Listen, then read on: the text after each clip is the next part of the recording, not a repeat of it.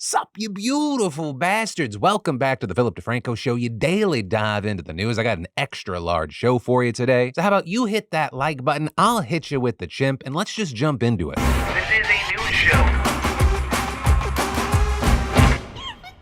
58-year-old Mark Adams Prieto was planning a mass shooting at a Bad Bunny concert in the hopes of inciting a race war before the election. That's what the DOJ is alleging in its new indictment. Also, to get very specific, the DOJ technically specified that Prieto had plans to target a rap concert at Atlanta State Farm Arena taking place May 14th to May 15th. And the details of all this, it's wild and frankly just kind of fucking terrifying. So this all started when a confidential source tipped off the FBI, telling the agency that they had spoken to Prieto more than 15 times over 3 years at various gun shows, right, where Prieto would trade firearms from his personal collection using only cash deals or trades to evade the ATF. And with that, over time, the source's conversations with Prieto became more political, let's say, with the source telling the FBI that Prieto began making suspicious and alarming comments, including advocating for a mass shooting, specifically targeting blacks, Jews, or Muslims, as well as saying that Prieto believes that martial law will be implemented shortly after the 2024 election and that a mass shooting should occur prior. And with all that, finally, at the end of last year, Prieto asked the source if they were ready to kill a bunch of people, which, indicated to the authorities that he was looking for help in carrying out an attack. And so what happened was that an FBI agent went undercover as an associate of the source to corroborate the source's claims. And on January 1st, Prieto allegedly asked them both to help him carry out a mass shooting targeting African Americans at a rap concert in Atlanta, with him also explaining his thinking for why to attack Atlanta, saying, "Why is Georgia such a fucked up state now? When I was a kid, that was one of the most conservative states in the country. Why is it not now? Because as the crime got worse in LA, St. Louis, and all these other cities, all the N-words moved out of those places and moved to Atlanta. That's why it isn't so great anymore, and they've been there for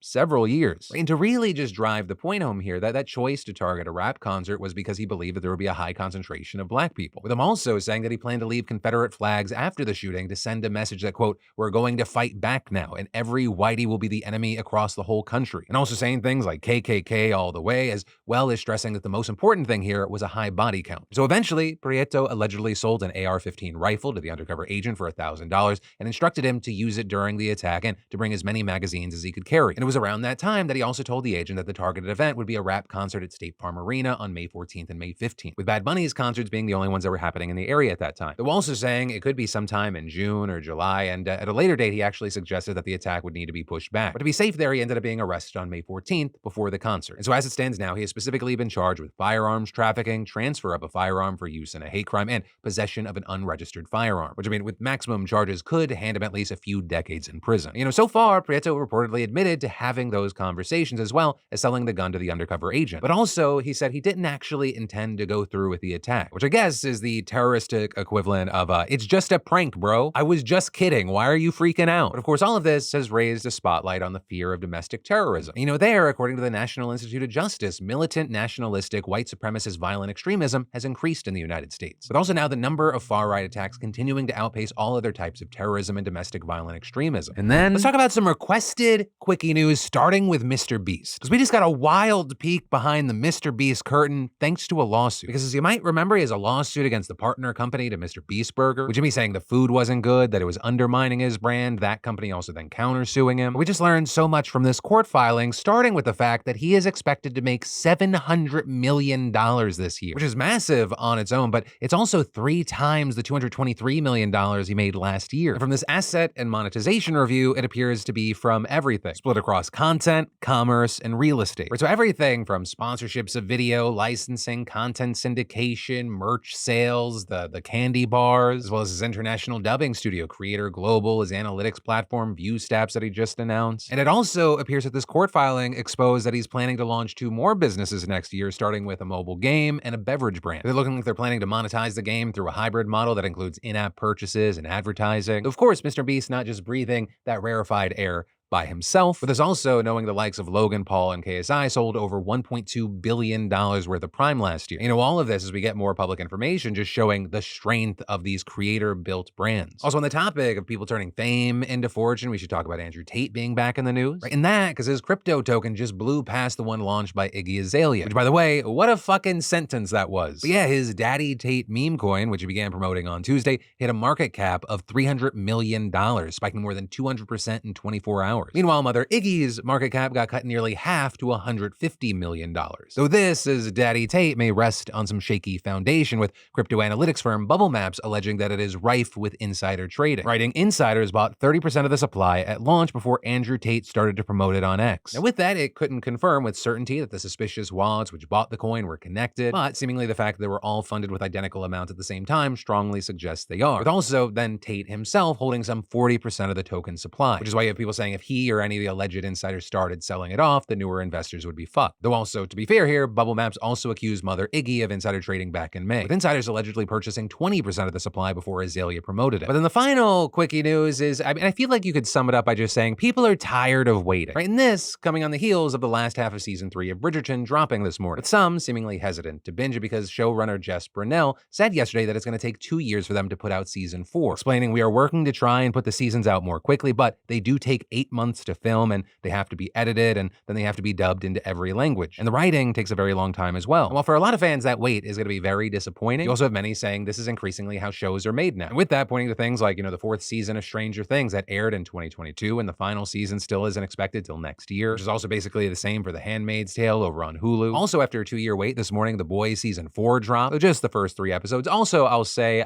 something to stave off the waits there. I'm really happy with Gen V. I'm very interested to see what they do next season. So among other things, you got like Disney fans worried that they're going to drop the ball and Percy Jackson kids are going to be in their fucking 30s before they finish adapting everything. And all of this is you have people noting that seasons have gotten shorter. Or with people saying it used to be you'd get 20 episodes every year. Now you're getting 10 or 8 every 2 years. Some it's 6. And some saying if you let shows start filming while the writers finish the later episodes, as has been the way on network TV forever, the wait is a lot shorter and non-EP writers might actually get the chance to help out on set and produce and properly train. So this, as you had others pushing back saying, if there's a show you really like, but the next season is still a bit off, there are thousands of other shows you can watch while waiting. It's better there are shorter seasons that take longer if it means the workers have better conditions and the final product is higher quality. Which I will say, I still feel like we are in a great place regarding the quality of television. Like, yes, because a lot of streaming giants want to have a lot of content. There's a lot of garbage series out there, kind of filler content. There is a lot of really quality, what I would call prestige TV out there. I feel like there's so much out there, I find myself accidentally stumbling into stuff I love. Like just last week, I binged through season 1 of Interview with the Vampire, the series, which I didn't even know was a thing. And it was pretty solid, and it's just out there. Yeah, what are your thoughts on any of this? And then sometimes I'm just flabbergasted at how brazen criminals are. It borders on impressed, but it falls short because, I'm not aspiring to crime. There's just this certain level of no fucks to give it to that I'm like, man, I wish I had a little bit of that in me because I get anxious walking through a detector at a store when I know I haven't stolen something. But all of that is to say, I would like you to meet Graham Hawk. He's the former CEO of Hawk & Associates, or H&A, which is a management firm that was founded by Hawk's father in Bethesda, Maryland, that's been Graham's place of work since he was in college. Right? And back in 2019, his firm was hired by a nonprofit trade association for an annual fee of over $148,000, which the client authorized H&A to take in monthly increments from one of its bank accounts. But Hawk, he abused that trust and took way more than the agreed upon amount, stealing roughly $336,222 from the organization over the course of the year. Then, in 2021, FBI agents warned Hawk that they were investigating him for embezzlement. And then 2 years later, federal prosecutors told him, look, we have solid evidence that you took money from that trade association and we're offering you a deal to plead guilty to wire fraud. So Hawk, he seems to have this come to Jesus moment where he realizes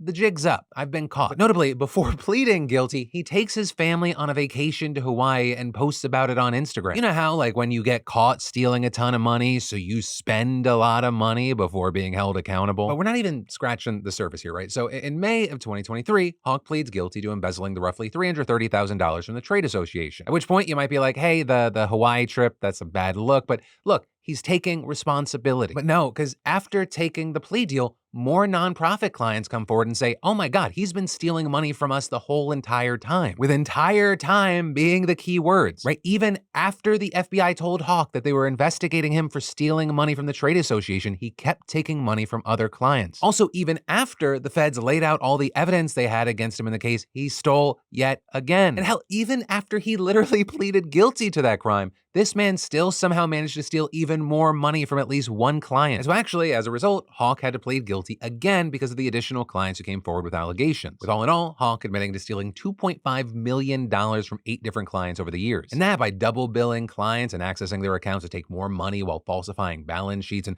routing funds overseas to hide crimes. Which, by the way, I haven't even talked about the specifics of this scummy aspect. Some of the clients that he was scamming, you had things like a museum association, but also a cancer research nonprofit. My man Graham was like, sucks about the cancer, but daddy gotta go on vacation. But all of that now brings us to the new news that a federal court in DC has sentenced Hawk to 5.5 years in prison and ordered him to repay all his victims. With the judge overseeing the case right before delivering his sentence saying, it takes a certain type of sociopath to be able to lie so continuously to so many people over a long time. Though this is on the other side, you had Hawk's brother writing a letter asking for a more lenient punishment and basically implying that he did this out of necessity. Noting that the firm lost clients when the two brothers took over for their dad and then took another hit during the pandemic, claiming that Graham inherited a large tax debt and was responsible for taking care of his wife, his 3 children, and his mother, which is a story that, like, my heart, it almost hits it, except for the fact, no, fuck you. If you're strapped for cash, you're not doing big, outlandish trips to Hawaii. You're not spending $75,000 in country club fees. This man was literally on vacation in Switzerland when he was first caught misappropriating his clients' money, which once again included cancer research nonprofits. Though this is for his part, Hawk apologized to his clients, his employees, his loved ones while appearing in court and adding, although I saw the worst possible consequences, failure, which meant closing the business and bankruptcy, I didn't foresee the far worse consequences of my actions, including divorce, hurting his family and reputation, and getting prison time. Though Graham, to give you a little cherry on top of all that, today you are our douchebag of the day. Enjoy prison, fuckhead. And then, mounting debt and trying to get ahead each month is more prevalent than not. And a large number of people are falling further into debt with credit cards, personal loans, medical bills, and more. And nobody likes the stress of mounting debt, the pressure that comes with it. I mean, surviving is not living. And if any of that resonates with you and you're ready to do something about it, today's sponsor, PDS Debt, has a program that rolls all your payments into one low monthly payment. And specifically, I'm talking about just one low monthly payment based on what you can afford. Or they offer options that allow you to pay off your debt in a fraction of the time, saving thousands in interest and fees. And they're a top-rated company on Google with an A+ rating on the BBB. Also, everyone with over $10,000 or more in debt qualifies, and there's no minimum credit score required. And right now, they're giving you beautiful bastards a free debt analysis. It only takes 30 seconds. So just head over to pdsdebt.com/DeFranco. You'll receive a full breakdown on how to save on interest each month and the quickest way to take care of your debt. So just go to pdsdebt.com/DeFranco and get your quick and easy debt assessment today. Because you're not alone. It's time to regain control of your life and live for you, not your debt. And then, so you probably know, trying to get into college, it can be very stressful. And around the world, high school kids need to take college entrance exams to see what their chances are of getting into school. And in fact, in Turkey, these tests are so stressful that one student found a way to use AI to try and cheat on one. Although, the reason we're talking about today is that they ultimately failed, they were caught, and now they face jail time. And the details here, it puts what you and I definitely did not do with our TI-83 calculators to shame. Because the way it worked was it actually disguised a hidden camera as a shirt button and it scanned test questions. At which point the AI would work the question, figure out the answer, and send it to the student via a small earpiece. With the officers who arrested the student even showing off the tech in a video demonstration, it actually looked like it worked pretty well because it was quick to give an answer. However, as we learn in this world, 98% of everything is confidence. I mean, there are a lot of stupid, confident motherfuckers in this world that run things and are very, very successful. And unfortunately for this would-be cheater, they got caught because they were acting suspicious. And extra unfortunate for this individual is that the cheating there, it's not just like an academic offense, oh, you're gonna get suspended or expelled. It's actually a serious criminal one, especially in Turkey where these exams almost literally dictate the rest of your life. And so now you have this student sitting in jail awaiting a hearing and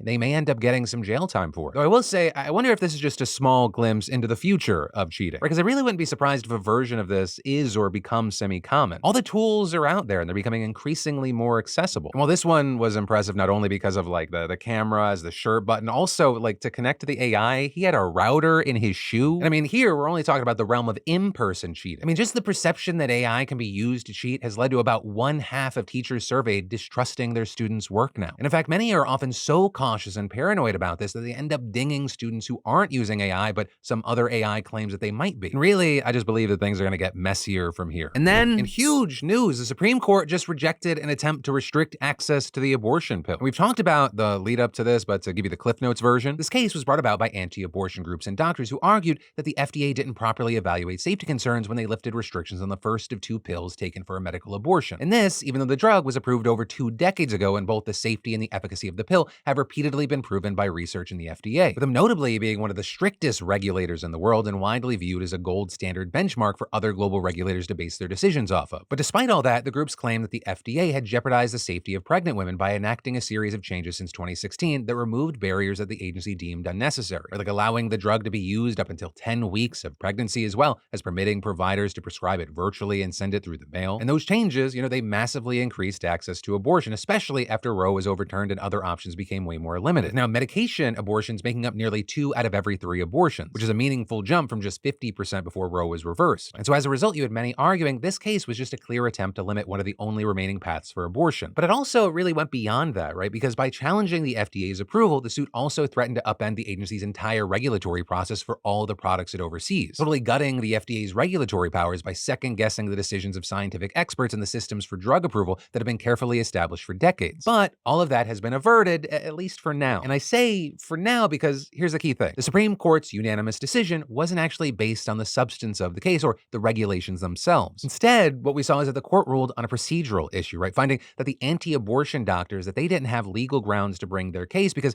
they don't prescribe or use the abortion pill in their practice. And notably, there is nothing in federal law that requires them to do so. In fact, there are literally protections under federal law that explicitly exempt doctors from providing abortions or any other treatment that goes against their religious or moral beliefs. So essentially, they were challenging a regulation that impacts others but doesn't affect them at all. With even the likes of Justice Brett Kavanaugh, who authored the decision, arguing that the plaintiffs have not been able to identify one single instance where they were forced to prescribe the abortion pill since it was approved over a decade ago. Writing rather, the plaintiffs want FDA to make mifepristone more difficult for other doctors to prescribe and for pregnant women to obtain. But adding a plaintiff's desire to make a drug less available for others does not establish standing to sue. And also going on to explain, in the FDA drug approval context, virtually all drugs come with complications, risks, and side effects. And noting that doctors have never had standing to challenge FDA's drug approvals simply on the theory that the use of the drugs by others may cause more visits to doctors, as well as adding that the courts are the wrong forum to be making these complaints. Instead, they should be arguing to the president, the FDA, and Congress, or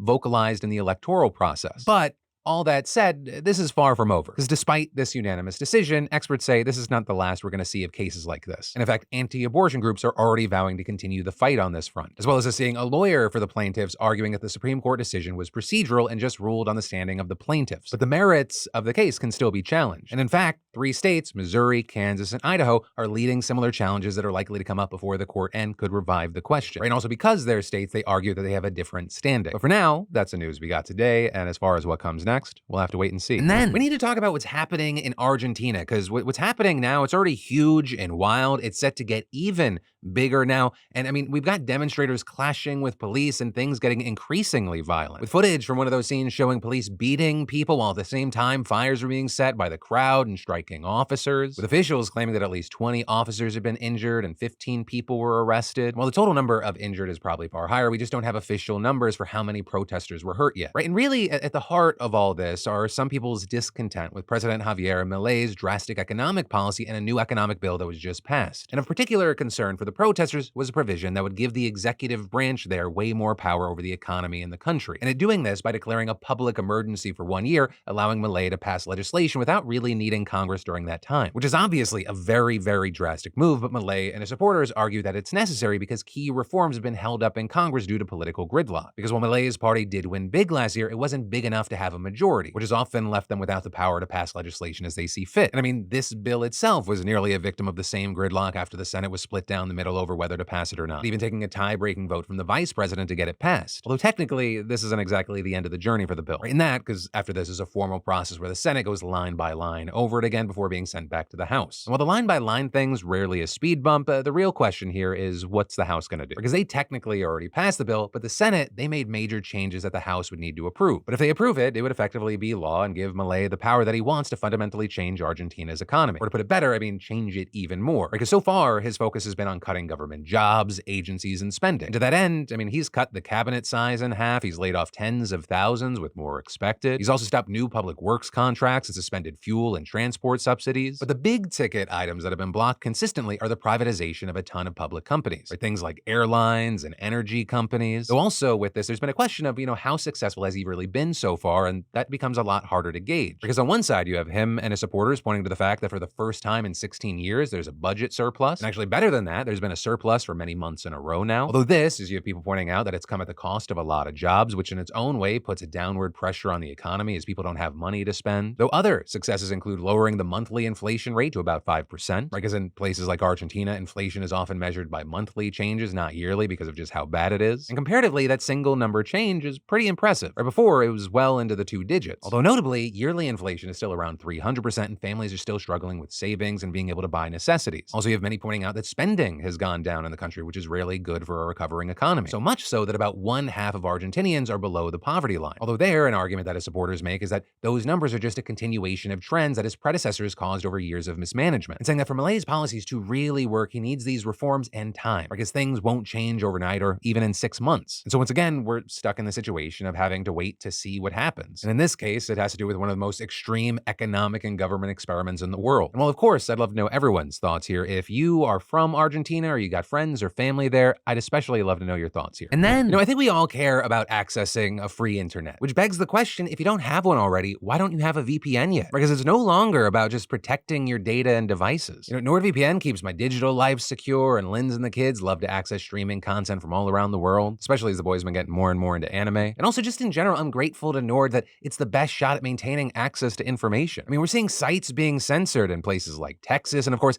access to TikTok content is hanging in the balance right now. So the question also becomes, what's next? And for so many already, but also for you potentially, a VPN could make the difference in accessing a free internet altogether through proxy servers around the world. And with NordVPN, your data is encrypted and flows between your device and Nord's secure servers. So whether it's cyber criminals intercepting your data or a state actor attempting to block you, Nord keeps you isolated. And right now, you can get a huge discount on a 2-year plan plus 4 additional bonus months. And to celebrate summer, Nord will give you a voucher for up to 20 gigabytes from Saley, which is a fantastic worldwide eSIM data service, all when you go to nordvpn.com/Phil. Yes, on top of everything, Nord's giving you 20 gigs of cell data. Use it on vacation this summer, or just get a bunch of additional data to use at home. That's nordvpn.com/Phil. It's risk-free with Nord's 30-day money-back guarantee. And as always, shout out to NordVPN for being a longtime sponsor of our show. And then I want to talk about something so interesting, and it's like fun, but it's not fun because it's so concerning, and it involves how we think of evolution. Because usually when we think about how evolution works, we think of 2 things. There's natural selection, the process by which organisms that are less fit for their environments get weeded out, the better adapted survive and reproduce. And then there's artificial selection, where humans deliberately breed desirable traits in plants and animals. But now scientists are beginning to pay more attention to a third concept that straddles both: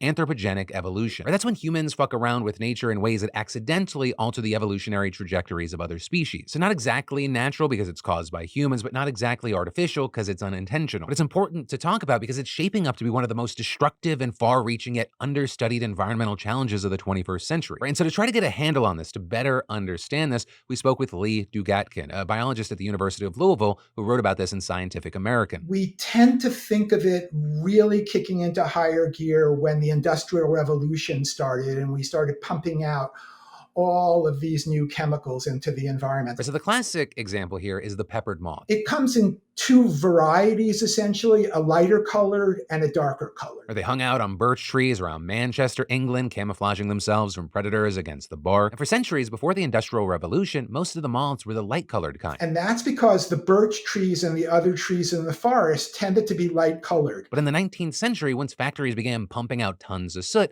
all of those trees turned a dirty black, making the lighter-colored moths stick out. And all of a sudden, then, you see in the record that the frequency of the darker colored black moths increases and increases and increases up to the point of making up 80 to 90% of the population after many decades. athletes. Now, if you hear that and you're thinking, okay, big deal, Phil, their wings got darker, wow, so what? I'm with you. I don't care about that specifically that much. But the same process that transformed those moths is now evident in countless other species, from insects all the way up to whales. It affects just about everything they do. And there we're talking about mating and breeding and migration and cooperation and aggression and all sorts of things. And if animals can adapt, they suffer, they decline, or in worst cases, they go extinct. And given how all of this started with the industrial pollution, it shouldn't be surprising that greenhouse gases, they're one of the biggest anthropogenic factors. A lot of it is going to revolve around climate change, which, as he explains, creates a mismatch between these animals' evolutionary biology and the signals that they're getting from nature. Over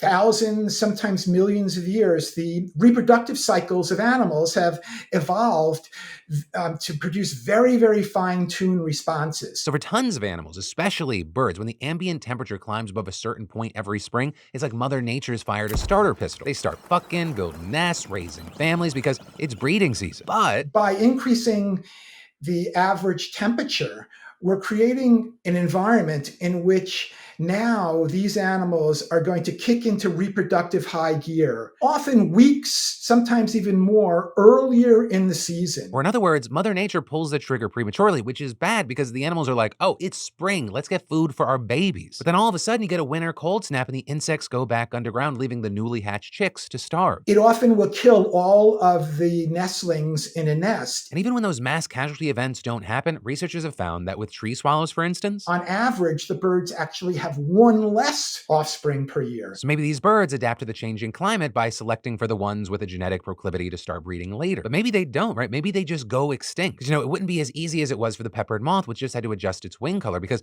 as Dugatkin explains, recalibrating the links between temperature and the onset of mating is incredibly complex, involving hormonal, neurobiological, and behavioral changes. Sometimes they can adapt in real time to these problems, and other times they can't. With him giving an example of one species that seems not to have adapted yet to what he calls an ecological trap, the hermit crab. Right? In one experiment, scientists put 6 tires on the seabed off the coast of Japan, and they just waited, with algae inevitably building on them, which attracted snails, which then died, leaving their shells behind, which then attracted the hermit crabs that climbed into the tires for the shells, but then they couldn't get back out. And over a year, the researchers counted 1,278 crabs that got stuck that way, meaning they probably would have just died had these scientists not helped them out, and that was just from 6 tires. Human beings toss roughly 30 million metric tons of tires every year, many of which, though not all, are illegally dumped into the ocean. But even when a species does adapt to the selection pressures, that's not necessarily a good thing. Right? I mean, 2 horrifying examples are antibiotic-resistant bacteria and pesticide-resistant insects. And other times, they don't really adapt, they're just kind of warped by human selection. We see this very notably with commercial fishing. Right? People target the biggest fish, so over time, the only ones left to reproduce are the smaller ones, meaning the smallest gene's more likely to get passed down while the bigness gene doesn't. And so as one expert told the BBC nearly a decade ago, Atlantic cod used to be several meters long, and now they're only a meter or so. And adding there, we basically have an organism that was once top predator in the system and now serves as prey to other organisms. We see the same pattern with animals that are hunted on land, like bighorn sheep, for example. But we also can't talk about any of this without mentioning another huge driver: urbanization. Our big cities are radically strange environments for many reasons, not the least the artificial light, loud noise, and intense heat. And, looking at light as the first example, cities and even suburbs, they're flooded with unnatural amounts of light from buildings, vehicles, street lamps, you name it. This dramatically screws up the reproductive behaviors of birds and lots of other animals, including insects and mammals. And Dugatkin describes an experiment where scientists put blackbirds in 2 different settings, one with light that mimicked a forest and one with light that mimicked a city. And on average, the city birds began reproducing 3 or 4 weeks earlier. But that was only for the first year, right? If you go to the second year, you see the real damage. The ones that the year before were exposed to city-like light regimes produce no offspring. We can see similar effects from noise pollution, which drowns out animal communication, and all the heat that's collected in urban environments, which studies have shown makes lizards develop a tolerance for higher temperatures. But possibly the weirdest consequence of all this is that animals' personalities are changing too, namely by giving them a strong dose of courage. The tendency to be risk-taking, to do things that are a little bit out on the edge, go into new environments, take chances. And Dugatkin guesses that the reason for all this is that cities, unlike their natural habitats, are extremely fragmented environments. Essentially chopping up the environment into very, very small bits that are separated from other bits, as opposed to having large stretches of open space where animals used to live. With them suggesting bolder, more exploratory animals are more likely to venture into urban areas in the first place. And then once there, only the boldest of the bold are going to move into other fragmented areas with better food or fewer predators, which, assuming boldness is genetic, would cause future generations to inherit that trait as well. And actually, when scientists in Germany compared urban and rural striped field mice, they confirmed that the city dwellers are bolder and more exploratory. Also, coming back to the climate, Dugatkin says that may change animals' personality too. You tend to see animals being much more aggressive when they're looking for mates. Right, so if the warming climate's making them breed earlier, that makes the reproductive season longer, which favors animals that are more willing to fight. That's, again, an unintended consequence, but it changes the selection pressures on the animals. Now, obviously, stopping climate change is a very, very big, daunting task. But while we work on that, there are also a lot of little things that we can do to minimize our impact on evolution. Or just take sea turtles, for example. They venture out into the ocean during breeding season, and then they return to the shore to lay their eggs. But humans, we mess that cycle up without even meaning to. The kind of lights that we put around beaches, the colors of those lights, the spectrum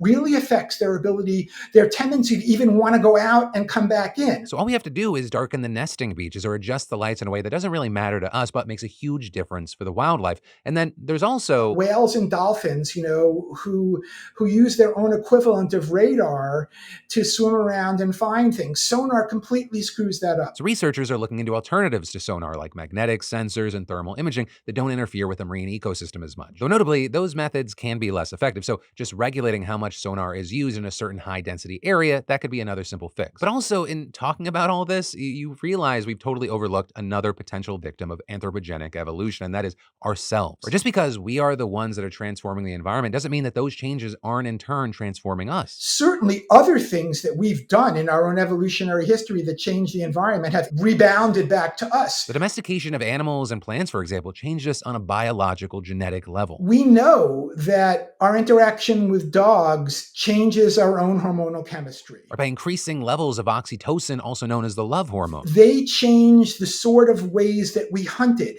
which changed the pressures on our body structure and the food that we took in. But a key thing, Dugatkin says that the impacts we've caused since the Industrial Revolution, the stuff like urbanization, pollution, food, technology, fucking iPhones, whether or not these will have an impact on human evolution is still an open question. Because evolutionary changes tend to happen over relatively long stretches of time, and we've hardly begun to study the anthropogenic effects on other animals, much less ourselves. But as the BBC pointed out, if we are not prudent in managing our unnatural selection pressures on the rest of the animal kingdom, we will be paying a Darwinian debt for generations to come. But that, my beautiful bastards, is where today's show is going to end. So I'm going to have to start breaking down this room, but do not worry, I will see you soon, because of course my name's Philip DeFranco. You've just been filled in. I love yo faces, and I'll see you right back here on Monday.